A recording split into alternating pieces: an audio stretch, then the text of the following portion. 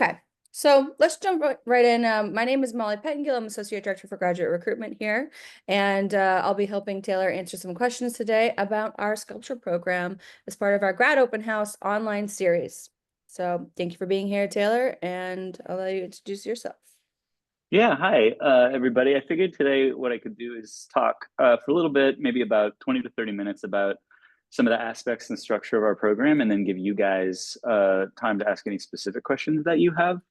By way of introduction, my name is Taylor Baldwin. I'm the Graduate Program Director for the RISD MFA Sculpture Program, and I've been working here for 11 years, so this is maybe my 8th year as graduate program director. So I've seen a lot of the different iterations and the sort of longer history of the program. So hopefully I can give you guys some good, useful information.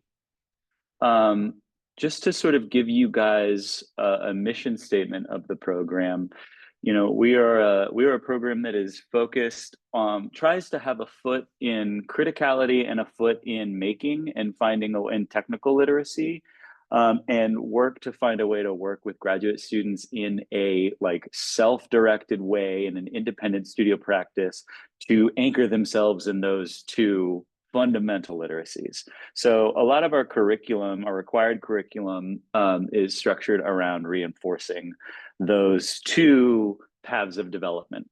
I think one thing that we really are blessed with in the program is we have a deep bench and resource of different technical literacies and critical literacies. So we have a lot of shops, and we have a lot of deep knowledge on different fabrication techniques and the sort of like metaphysical, conceptual dimension of those materials and techniques.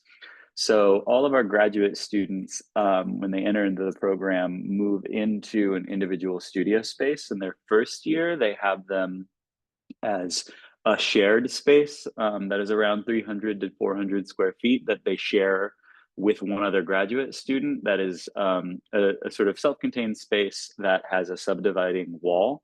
So there's a partition wall. So you have privacy, but you also are working alongside and sort of in community with somebody else in the program. We're very much a community-focused program that really is looking to develop the relationships between the grads and individual cohorts as much as we are looking to develop relationships between faculty and grad. So that becomes a really, really important dimension that's reinforced in the curriculum, and it's reinforced in our approach to critique, and it's really reinforced even in the architecture of how we operate. So all of our first year grads, you have the space and privacy to like get weird in your own space, but you are also doing it alongside other people who are doing the same thing at the same pace because they're working towards the same deadline. And that really is intentional, meant to help you build relationships with the people that you're in the program with, so that you, by the time you leave the program, you are you know, the second most knowledgeable person about the work that's being created around you. And then you've got 7 to 8 other people who are in a similar position. So you enter into a shared studio space that is your space, 24/7 access, in downtown Providence on the 4th, 5th, and 6th floors of the Fletcher Building, which is where our graduate program is housed. And you share that space with all of the other fine arts graduate students, or most of them, I should say. So you're in there with, you know, your neighbors are photography grad students, painting grad students. You have glass graduate students, digital media. There's a sort of wide array of people that you're in that space with. So you get interdisciplinarity in the building and in the community in the building, and then you get deep disciplinarity in the studio itself and in the classes that you're taking. Your first year, and actually all throughout the curriculum of your 2 years, you are taking, and I should say we are in the process of adjusting the curriculum for next year. So for the students who come in next year, it will be an adjusted and new curriculum that is a sort of updated version of our existing curriculum. So the way that works is that each semester in the program, you have 4 semesters in the program and 2 winter sessions. So there's fall of your first year, winter session, and then spring of your first year, fall of your second year, winter session, and then spring of your second year. And so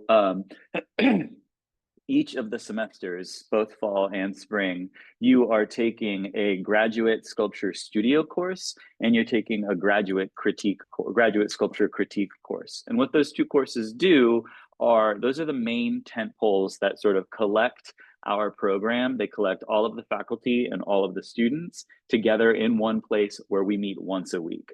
The rest of the curriculum is really designed to let you move through all of the different curriculum options throughout the school, both at RISD and at Brown, depending, to sort of build a set of coursework that reflects your individual practice or the areas that you're looking to expand into as best as the curriculum allows by offering. We don't have a tremendous amount of required courses because we have a lot of sculpture electives. Every semester, you're taking a different sculpture elective and a different seminar. And that is really because in sculpture, we're fundamentally interdisciplinary. We incorporate a lot of modes of making and a lot of modes of thinking. And so it's really hard to say, and we are not saying there is one core set of technical skills that every single person who gets a sculpture degree needs to know. What we are interested in is finding ways to actualize the particular set of criteria that are your studio practice and fulfill them as criteria through the various studio electives that are available both in the department and across the school. So given that it is a very self-directed and self-motivated program and you are finding your own way through the curricular offerings with the assistance of the graduate program director, me as your advisor, given all of that, it's really, really important that we have a place where we come together each week as a group that sort of collectivizes the conversation, the discourse, and contains it. And really foregrounds the sort of critical literacy and the discourse that you're building with your friends or with your peers in the program. So we have graduate sculpture studio, which meets once a week for 5 hours. And that is an open studio time where you have access to 4 full-time faculty member over the course of the full year for studio visits. And that's also the class where we have all of our grads do studio visits with the visiting artists. So we have 4 full-time faculty members. Next year, we have some folks who are on sabbatical this year. So next year, that's going to be Derek Woods-Morrow, Lisi Raskin, Heather Rowe, and myself. We are some of the sort of core voices that are available to you to schedule studio visits.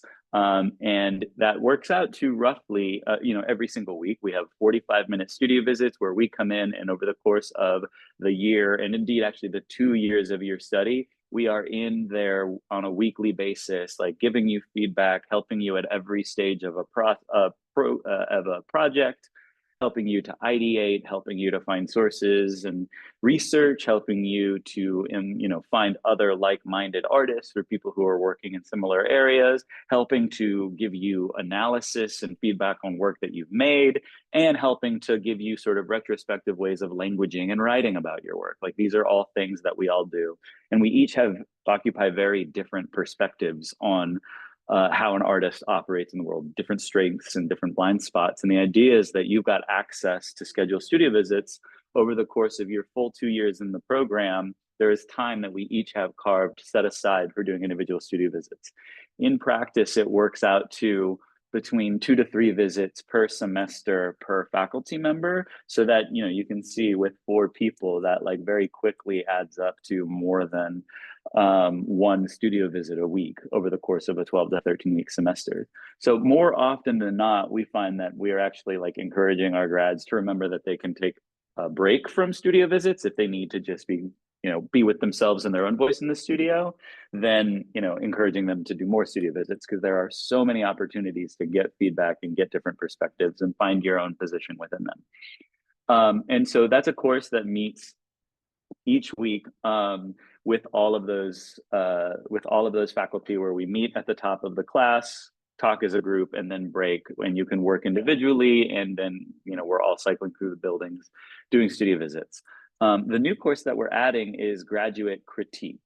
And graduate sculpture critique, the reason why we've added this new course is this year and years past, we've run the critiques for the program within the graduate studio course. So we would pause visits for a week and everybody would critique all on one day or over the course of 2 class periods. And that is really useful, but it comes at the expense of studio visit time, and it also comes at the expense of critique time, where the critiques need to be shorter because we're doing more than um, we would normally have time for. So what we're doing next year and moving forward is to carve out an individual critique course where faculty in the program are invited to come and sit in on critique for different sessions, but we have critiques that are spread out over the course of a longer period of time. So rather than trying to do them in 2 class periods, we're able to do them in 4. And we're able to sort of variate the faculty that are able to attend, and the critiques can be longer, which is really the most important thing, right? Because oftentimes you'll find that like the most important comment is said in the last 15 minutes of an hour-long critique, the thing that resonates with you and the thing that you sit with and then is the seed to the next project, comes after we've moved through a lot of the obvious things. We've languaged and talked through some of the low-hanging fruit that we need to get through as a group. And then we're set with a bit of quiet time where we're sort of speculating, thinking through, all right, this has been said. And then somebody will start a line of inquiry that changes everything. And that is something that is really difficult to do with a half an hour crit, but it's a lot easier to do with an hour crit. And so that's a course where leading up to crit, the first section of the class, we are doing a lot of the groundwork to sort of familiarize each other with each other's practices. So there are critical reader essays that we share where people are able to share critical frameworks that are important to them. We do field trips to different sort of archives around Providence and different artist spaces around Providence to sort of familiarize ourselves with different ways of artists working. And then we initiate critique in the second month of the class. And then again for the finals. And so that is more or less, there are some variations semester by semester, but those are the core components of the program running from fall to spring of both semesters. Really, the biggest shift then comes in your final semester of your final year, where we're building those components. I should also mention, actually, I just forgot. While you're taking those core studios, all first year students also take advanced critical issues, right? And so that is where the 5th full-time faculty member, we have 5 full-time faculty members in the program. The 5th full-time, 4 of them you are working within studio in individual studio visits. And then the 5th faculty member you're working with as a first year in advanced critical issues, 1 in the fall and advanced critical issues 2 in the spring. And so those 2 courses are the seminar discursive based course experience that really anchors the conversation amongst your peer cohort for just your year, right? So graduate critique and graduate studio you take with all of the sculpture graduate students, both first year and second year. That's between 12 and 14 people total. And then the 4 faculty members. And then as a first year grad and just the 7 to 8 first year graduate students, you take advanced critical issues 1 and 2 so that you have a much more focused, much more tailored conversation just within the group that you spend 2 years in graduate school with. And that's a really curated conversation that is happening with where you are reading critical texts, you are presenting on sources and research and material, and it really anchors you in like the core critical skills that we really think are essential for graduate students to learn. That's first and second semester of your first year. While you're doing that, you are also taking studio electives, which are open-ended, requirements where you can take glass casting in the glass program, or you can take a coding class in the CTC or digital plus media program, or you can take, textiles courses, or you can take one of the 7 to 8 studio electives that we offer in sculpture, like digital fabrication or advanced woodworking or mold making or sculptural fabrics. Or installation. We have a really wide array of those electives that we offer year to year, and it's totally up to you which of those you take for each semester. Overall, you'll have the opportunity to take between 6 and 8, maybe 9 studio electives over the course of the 2 years of study between fall and spring and then winter session. And so those 3 semesters, fall your first year, spring your second year, fall your first year, are more or less similar in terms of their pattern. They're structured that way, but they're building towards your spring senior or your spring second year. which is the thesis year. And so one of the major shifts that happens in that year is that the overall credits that your studio course is worth increases to 9. And with your critique course, that means that you can elect to take additional studio course or two if you want, if you're interested in having that curricular experience. But also, you can take focus just on your work and take just your major studio courses and spend an entire 3-month period building on all of the work that you've been doing over the first 3 semesters into a significant thesis body of work. So every single one of our graduate students engages in their second year in a thesis process. So this thesis project consists of the most important thing, which is work for exhibition. And so you are building a body of work over the course of that year. And ideally, there's many different pathways that people's studio practice can take. And as a collection of faculty, we're really interested in being responsive to the work that you're bringing and the ideas and the process that you're bringing. We don't have a one-size-fits-all process that we apply to every student at all. We do have a deep well of experience for a bunch of different kinds of studio practices, be they research-based, social practice, fabrication-based, iterative versus long projects. There's so many different ways a studio practice can happen. And I guarantee you that for your kind of studio practice, we have people in the program who have experience and ideas about ways of engaging with that and can give you meaningful feedback in that.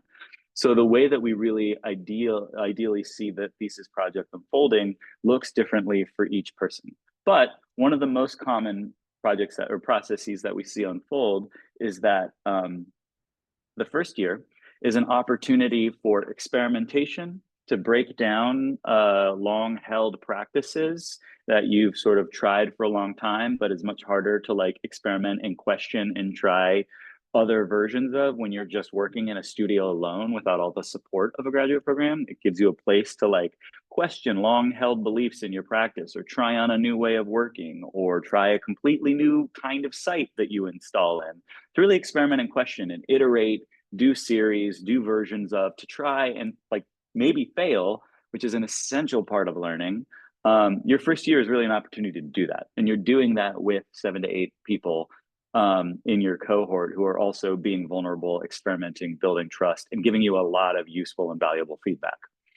The idea is that you have then experimented, played, really worked through new ways of working. And then in your thesis year, you catalyze what you've learned from that first year and then bring what you have been doing before that to build ideally the most ambitious version of your work that you've tried yet, with all of the support of the program. So that will culminate in your spring semester in an exhibition, a thesis exhibition alongside all of the other graduate programs, where you get to show that work to an audience of around 300 to 400 people who come through, and then form a thesis committee of your choosing, of individual faculty members that you have particularly jived with and that are important voices in your program. They can be in the department or they can be across the school, that are your individualized sort of feedback committee. And then we have a final thesis committee meeting in the convention center, the Rhode Island Convention Center, which is where the sort of large exhibition happens. And then in addition to that, there is a similar process where you are building a written thesis document alongside your body of work. That can either be a creative project that works in parallel to your creative work, or it can be a curatorial or analytic document that works sort of perpendicular to explicate your work. We have a lot of resources to support students in doing that. In addition to that, the one other major component to sort of point out of our program, and indeed most of the programs at RISD overall, is that in particular, we're a program where if you are interested in developing teaching skills, we have a lot of resources and support and programs for that. So one of the things that's an option, it's a possibility, every graduate student, if they're interested, can work within the program and work with me as the graduate program director and the other faculty to develop a course proposal for teaching a course over winter session in their second year that they can then submit to the school to approve that. and actually run it where you are the faculty of record. So you graduate if you are awarded a course, and there's a limited number, but we've had pretty good luck with most of our graduate students having the opportunity to teach. You're given a course that is an additional fellowship award in addition to the graduate assistantships, where you are able to design and teach a course that is filled with undergraduate students from across RISD. And then when you graduate, you have a syllabus that is yours, that is proven and taught and ready to go. You have images of student work on hand that can be used to apply to other positions. And you have the most important thing, which is the teaching experience period, where you are instructor of record.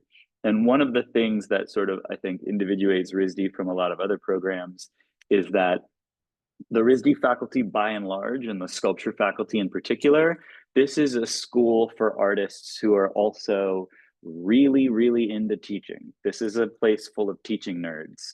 Not every program has that quality, and there's a lot of other different modes of being a sort of teaching artist. But I can tell you that all of the RISD faculty across the board, and for sure in the sculpture program, we are people for whom education is an essential part of our creative practice. So if you are interested in getting deeply nerdy about pedagogy and ways of running lesson plans and experimenting with teaching art as well as making art, there's a lot of resources here for that.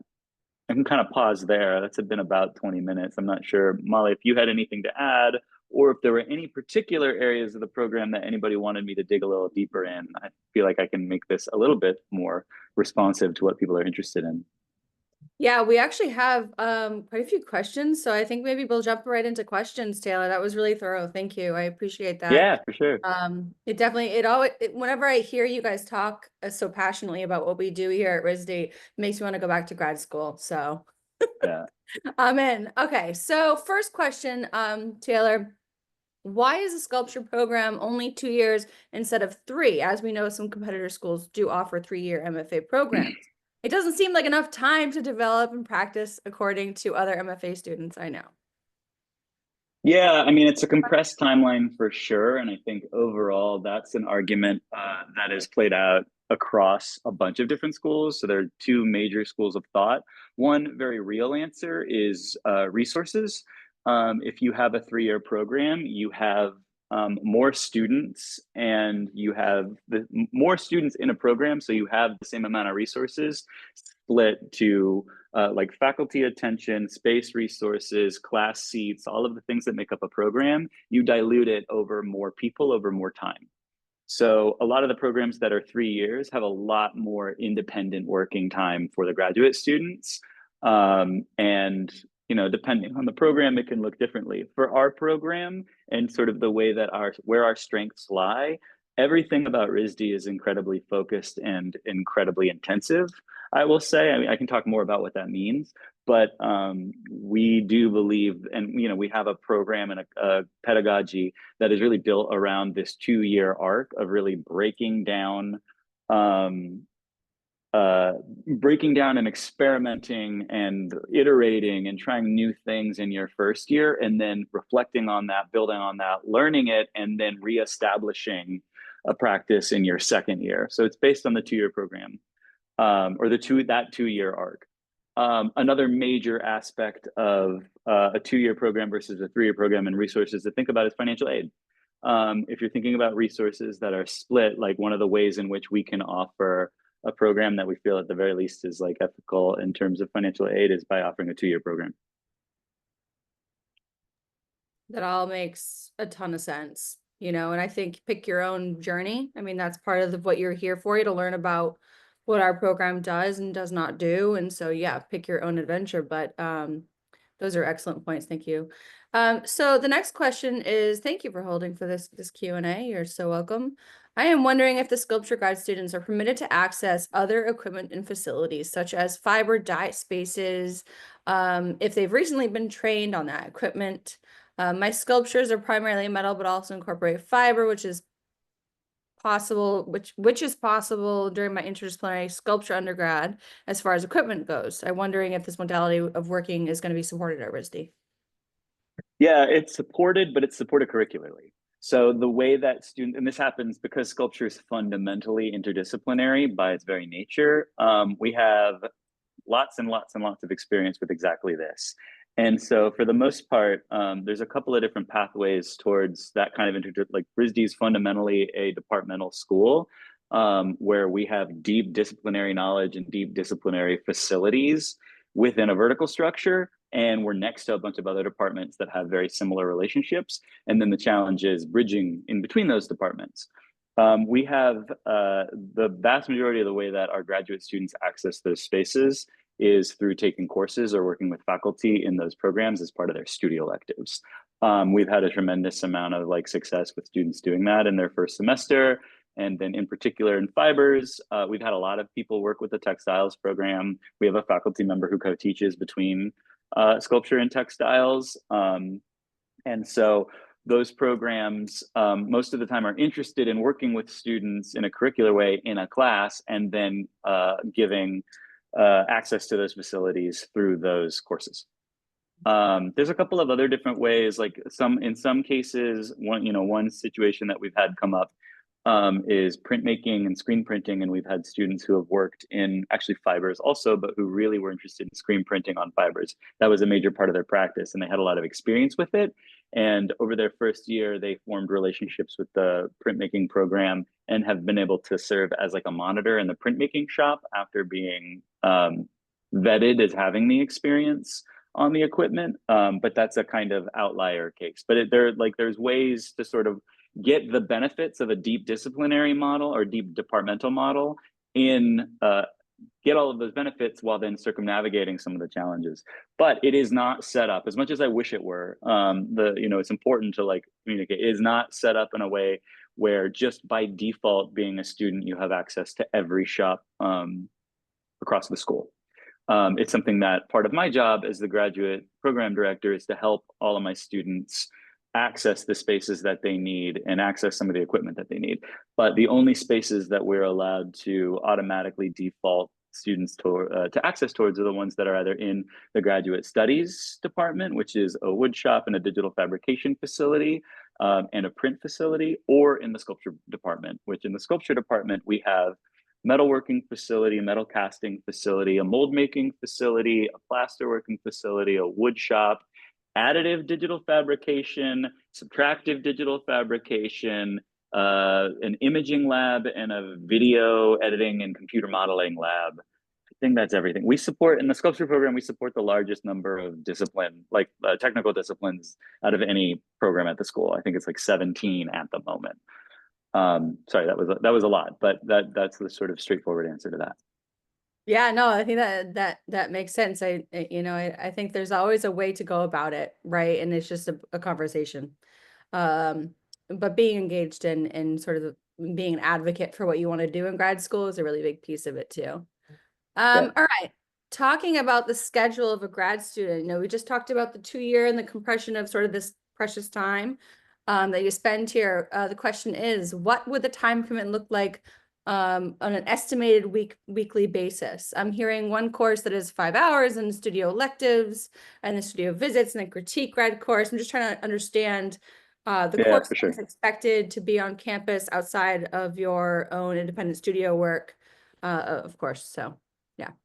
Yeah, I mean, the independent studio work's happening on campus. It's because your studio is on campus. But in part, the 5-hour studio course, I say 5-hour studio course, but what that looks like in a week-to-week basis is we meet at 11:20 today on Wednesdays. We meet with all of the faculty and all of the graduate students for about 40 minutes to go through various like week-to-week business announcements, or if we have visiting artists, we'll have a discussion about that. We'll usually end that by around noon, and the rest of that 5-hour studio is you either work in your studio, do your own work somewhere, it can be in a shop or whatever, or if you're interested, you sign up for a studio visit. And each of the 4 faculty have 4 45-minute studio 4 or 5 45-minute studio visit slots. So while for the faculty, it's a full 5-hour back-to-back day, for the students, it can look like, oh, I go to the morning meeting, I touch base with everybody, then at like 2 p.m., I have a studio visit, then I'll go to my studio and work. And then in addition to that, there are 2 other 3-hour courses that you are taking. One that would meet, say, Wednesday evening from 6 to 9, and then one that would meet Thursday morning from 9 to noon. And then you would take one other studio course, 5-hour studio course throughout the week. So maybe that's a Monday, 1 to 6, or Friday, 1 to 6. And then you have a graduate teaching assistantship that can look like a number of different things depending on how you work it out. So it can be, it's far less than a 40-hour work week. The coursework itself maybe works out to about 3, 6, 5, 11 to 15 hours a week in classes. And then outside of that, we try to do as much as we can to like carve out space for students to actually work in their studios.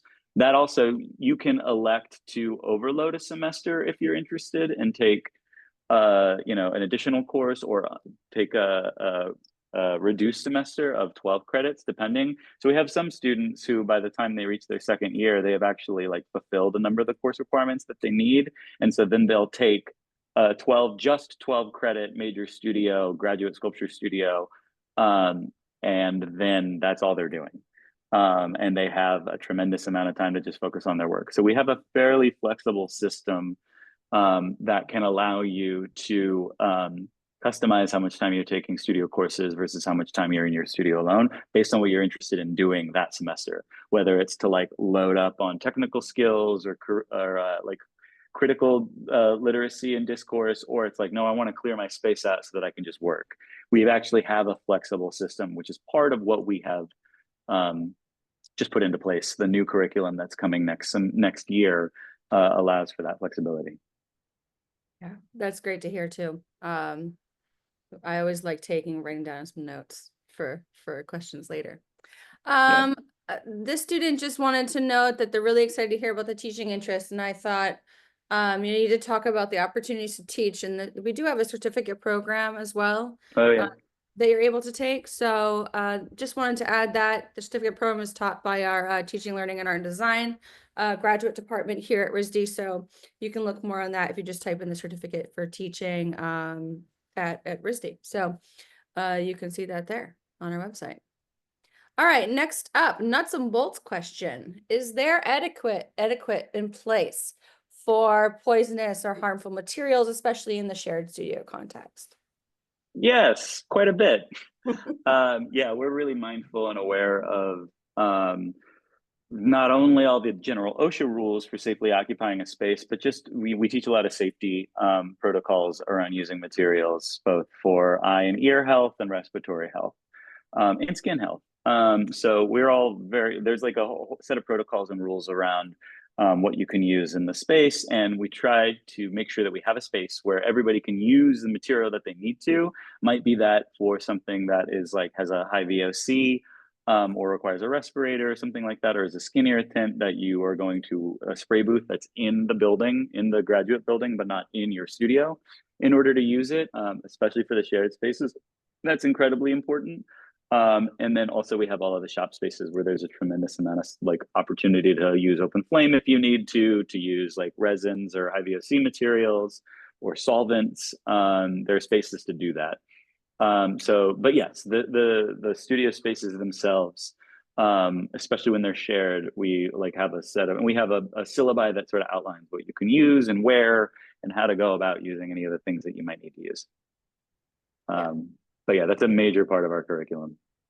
Yeah, and I think it's sort of a best practice too, when you're talking about, coming into a space, leaving it better than you came into it potentially, Yeah, for sure. just having that sort of respect across disciplines too. We have a lot of crit spaces and spaces where students might be building something a bit bigger or doing some installations or whatnot, but they sort of have this idea like by tomorrow this needs to be as it was kind of thing. So all right.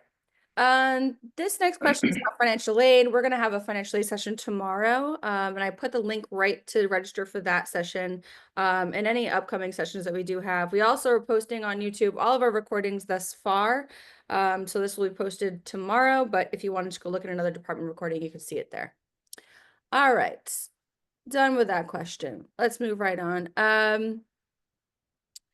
Funding opportunities, again, I'm pointing you to the financial aid session that I posted just now in the chat. You can ask. Are you talking about the teaching opportunities question?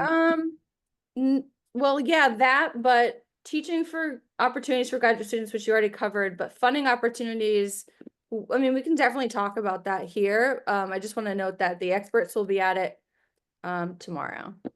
Okay, cool. I can jump in also and say quickly that Yeah. each of the graduate students in our program is awarded a graduate assistantship each year, in addition to um, whatever financial aid, uh, however that operates, which Molly can definitely help you with in the seminars. What the graduate teaching assistantship is separate from the opportunity to teach during winter session, and that's where you are able to receive a stipend for work with faculty in classes.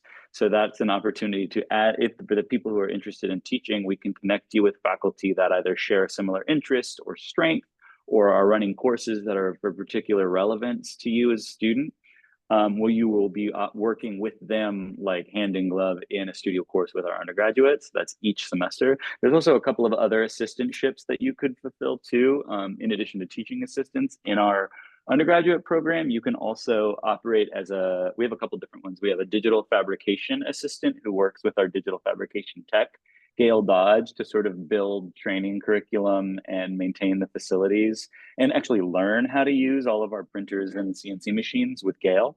That one is a really popular one. And then we also have a visiting artist liaison. So for all of the visiting artists that we have come in, which are mostly professional practicing artists of a pretty high caliber coming in from New York or beyond, this is a graduate student who shepherds our visiting artists, the 3 to 4 that we have each semester, shepherds them through the program, meets with them at the train station, brings them to the school, like helps them to go through and do studio visits, helps get their lecture in place, that kind of thing.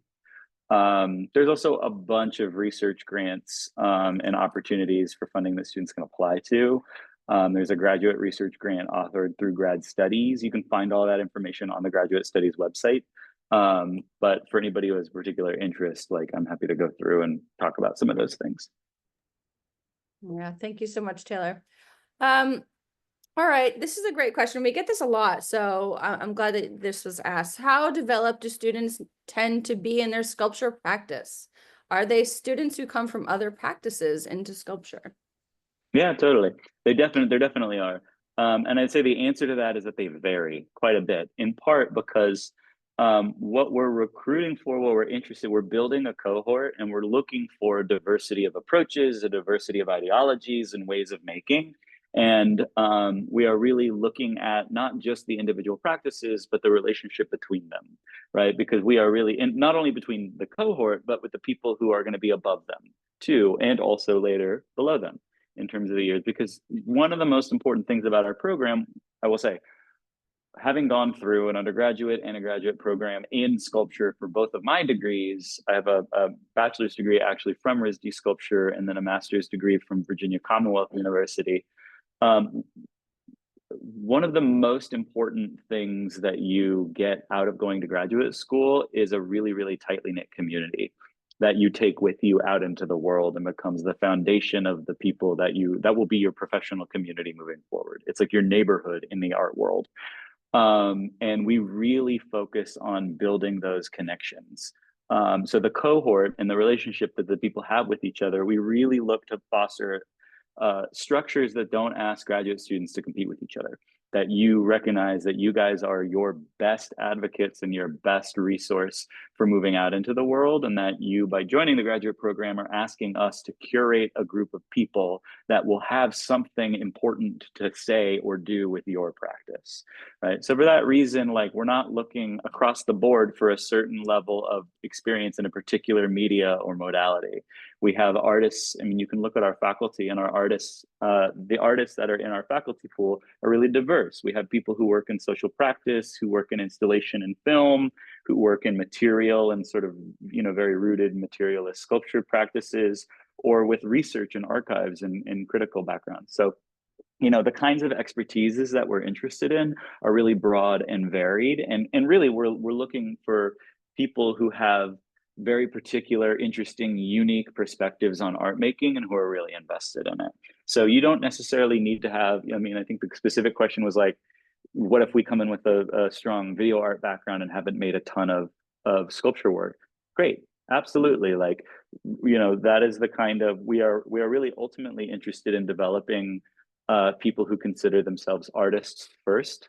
The sculptural lens is one of the things that we approach with. So we have a tremendous bench of access to different material languages and ways of shaping them. But really, sculpture, before it's anything else, it's not like it's not a concrete set of qualities that a work of art has. It is a lens that you apply to any work of art. You consider a spatial dimension, a material dimension, a historical context, and sort of like arc of the material that you're looking at.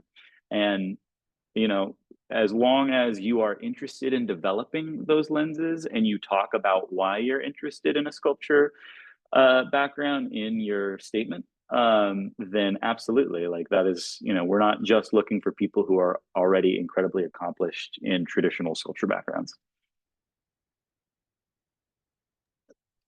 Thank you. That's great. And I'm just answering the question of, and I feel like so many people have asked this question, so I might as well say it out loud as well as typing it. How many applicants and how many students are accepted each year? So we accept 7 to 9 students, depending on the year and the semester, each year. And then there are 60 to 90 applications in the past 3 years. We've seen it sort of kind of go back and forth between those 60 and 90. Lately it's been in 90s though. Yep. Let's see. Years. Okay.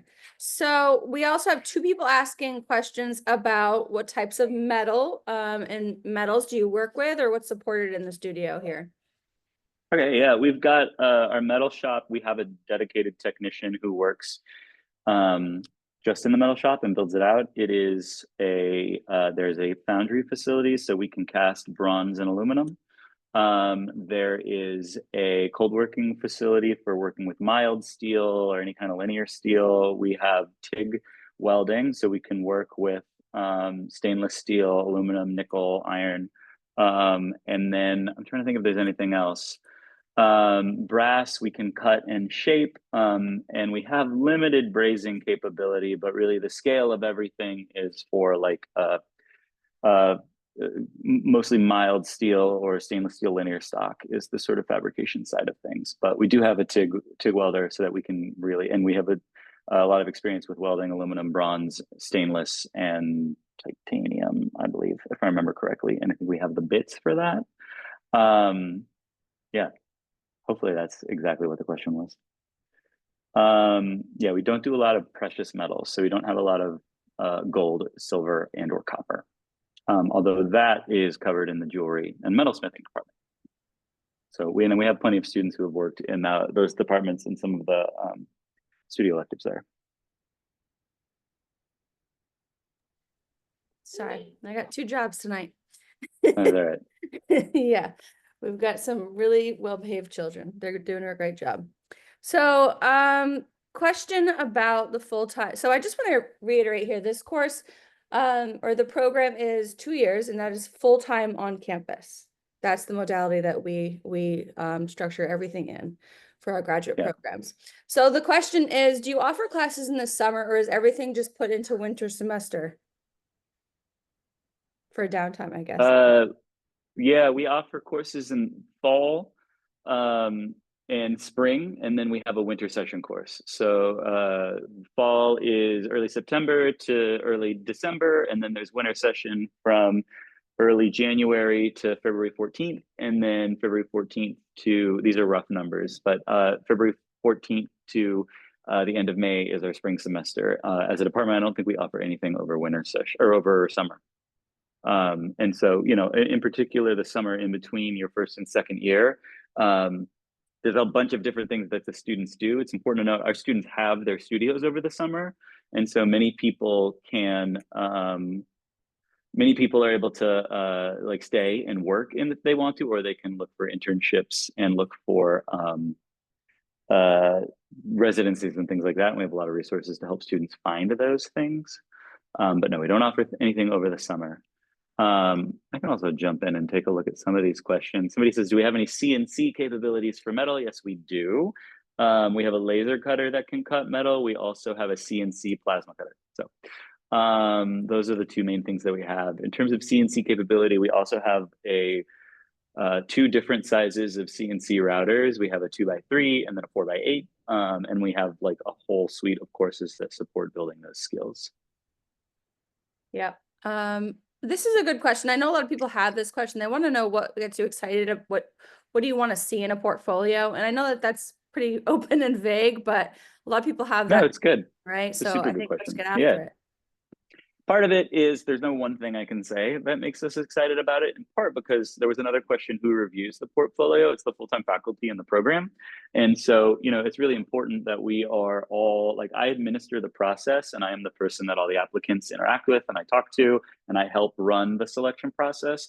But all of the full-time faculty have an equal vote. And then also, we run a session with our current graduate students to look at a sort of refined list, and they collectively get a vote. So that's also an opportunity as a graduate student, is you get to sort of participate in the selection process.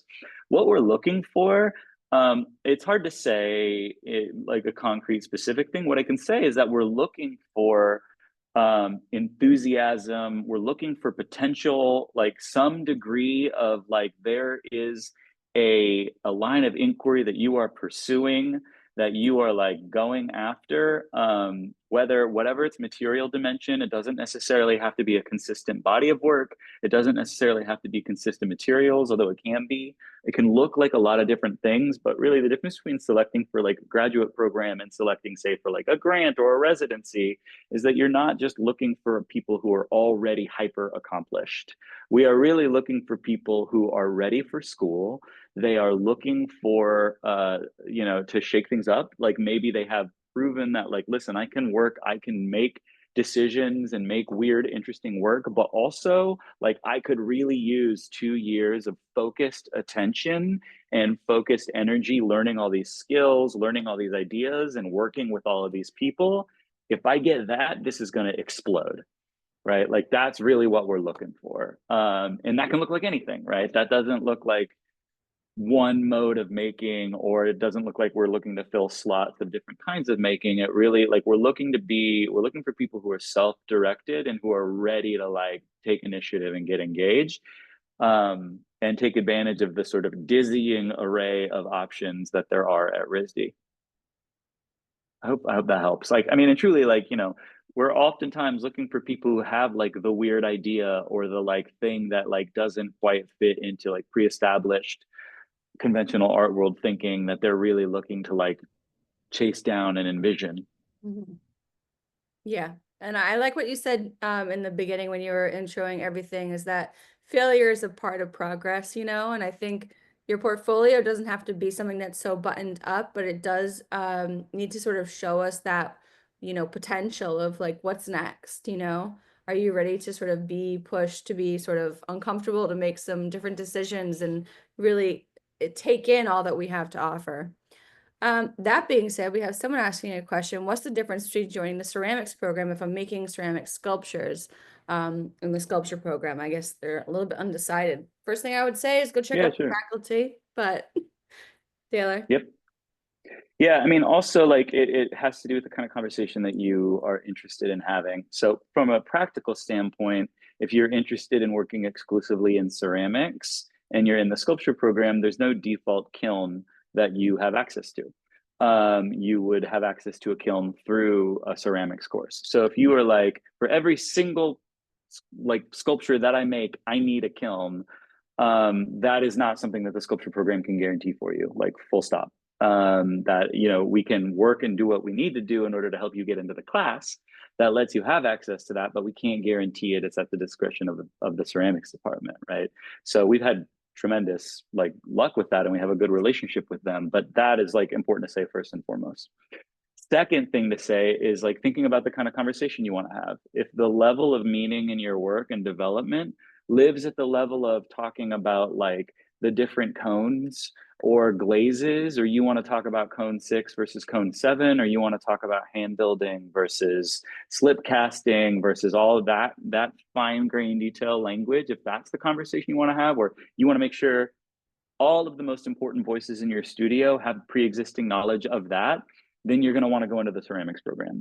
If the conversation that you want to have is about clay as it relates to form and material and process, or as clay fits into historical context, or how it integrates with other material, or you want to work with the spatial dimensions of clay as an installation medium, how it works unfired or fired, or you're thinking about integrating it with all of these other material, and you want to think deeply about the sort of material origins and history of clay and what it means to use it in this context. Not just a default, we're making things out of clay because that's our discipline, but like, let's think critically about why, or what its capacity for language and criticality is right now. Like that is a sculpture conversation.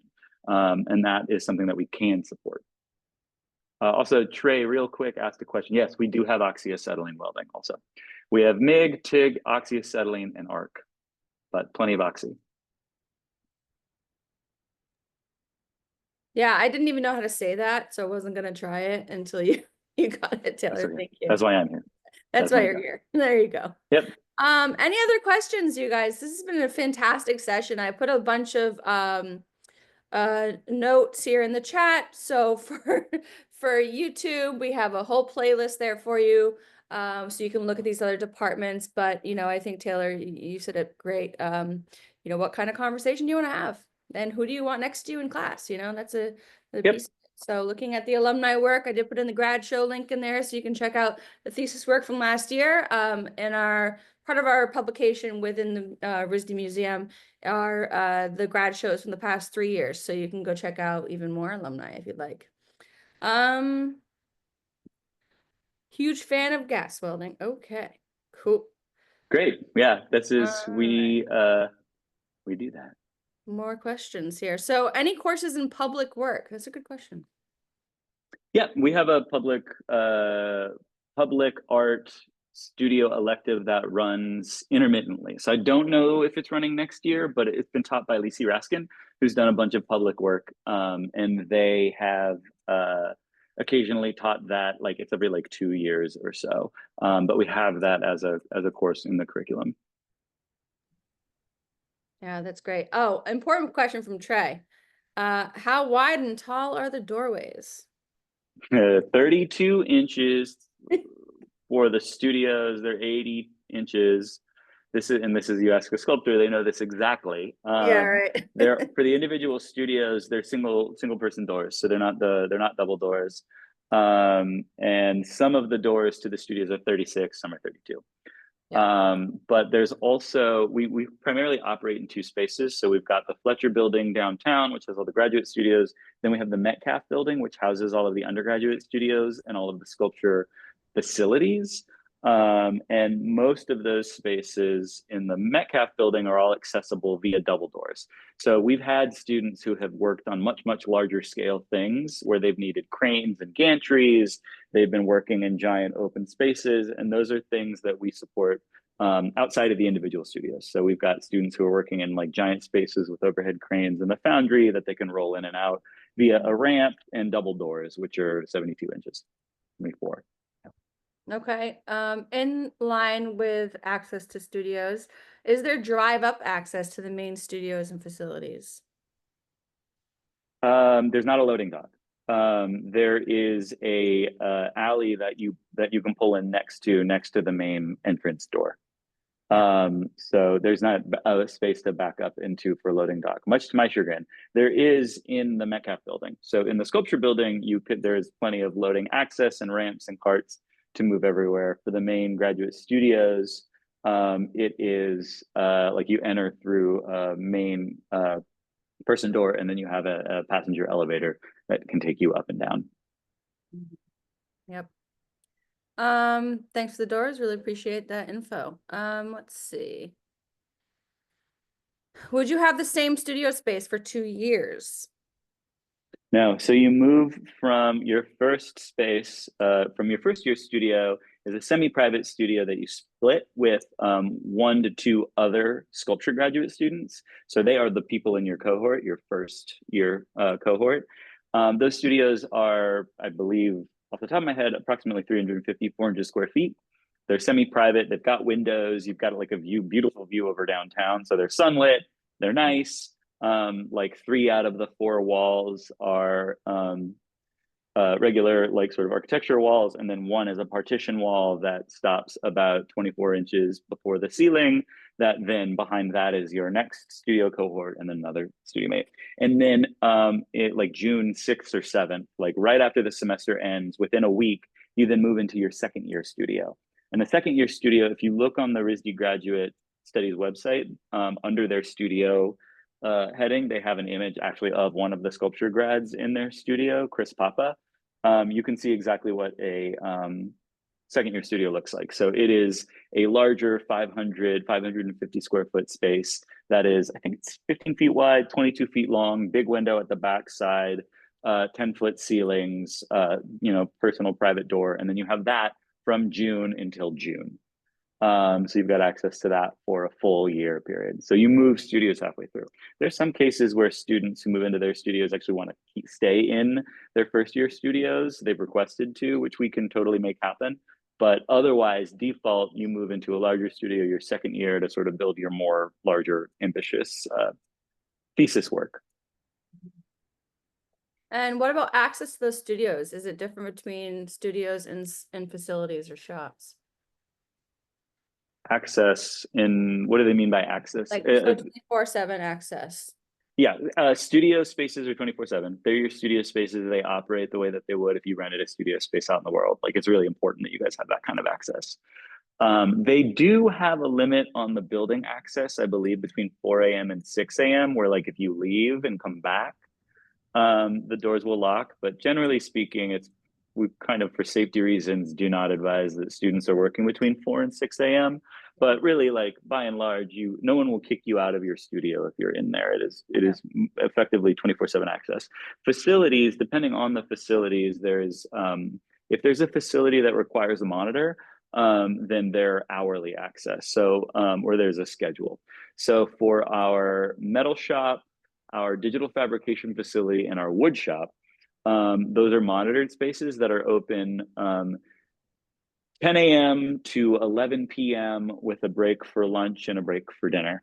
So otherwise, they're open Monday through Sunday, the same hours every single day, 10 a.m. to 11 p.m. But also, I should say, one of the other financial opportunities that graduate students take around the program, around the school, is that if you work in a particular facility, our technicians are always looking for monitors who are skilled and responsible and can help sort of shepherd the undergrads. And graduate students are great for that. So we have a lot of graduate students who are like, yes, I would love to monitor in the wood shop and get paid essentially to work on my own work and keep an eye on the facility. And in those cases, those students also have card access to those spaces. So they kind of have like a semi-supervisory role. So we have a ton of graduate students who work as monitors as well, because they would be in the shops anyway. Right. And that's fantastic to have that kind of access to your own studio. So awesome. Thank you. Let's see here. We're just 1 minute left, but this student, and there are some more bigger questions that I think we've kind of took on, but this has been an awesome session, Taylor. Thank you so much. Last question. Is there storage space for sculpture students who want to work in large scale? I think you kind of touched on it a little bit. Yeah, I can actually go through some of these really quick. There's some storage space. There's your studio space, and then there's some storage closets around the Fletcher building, and then we've got spaces around Metcalf that we make available for students who are working large scale, graduate students who are working large scale outside of their studio. So there's sort of extra spaces that we can make available on a project by project basis. So we've had, like, if you're working giant in the metal shop, like you have no, or in the wood shop or in the plaster room, like you won't have any issue like finding space to store that. There's someone who asked about interdisciplinary with drawing and creative writing. We have a lot of room for that. The main ways that that is supported is through graduate program director helping to connect you with faculty and courses that support that. In particular, we have a second year graduate student this year who is also fundamentally also a writer. Her sort of writing through philosophy and fiction is a big part of her practice. And I've been able to help her essentially work with all of the creative writing faculty at Brown. She has taken several of the courses, the sort of masters in creative writing courses at Brown, while also doing her studio work at RISD. And it's taken a little bit of extra work on her and my part to register for those courses, but it's been, I think, a kind of degree that she probably really couldn't get anywhere else, because she's able to get essentially the experience of like a slim portion of a master's in fine arts for writing, and then also in sculpture. Awesome. Thanks for tackling that question. Yep. All right. Well, that's about it. That's all we can do for one night. Thank you, Taylor. Yeah, I will say that for anybody, if you have any other questions or anything else throughout this process, my email address is on the website. It's tbaldwin@risd.edu, and I can be your main point person for communicating about anything with the application process coming up. So Yep. now that we've sort of done this, I am the person who can touch base, about, particularly pointed questions or general questions, whatever it is, really. Especially towards the end of the semester, I've been a little bit slower responding to email, but by and large, I try to get back to everybody within a couple of days. Yeah, same here. I put both of our email addresses up there, Taylor. So between the two of us, we can figure it out. Thank you guys so much for being here tonight. Thank you, Taylor, again for taking the time. And Yeah, for sure. have a great night. Cool. Yeah, maybe I'll see some folks at the open house this weekend or this Yeah, I Friday. put a link for the in-person open house too. We had a couple questions about that. So hopefully we'll see you guys Nice. on Friday. Right on. Take care, everybody.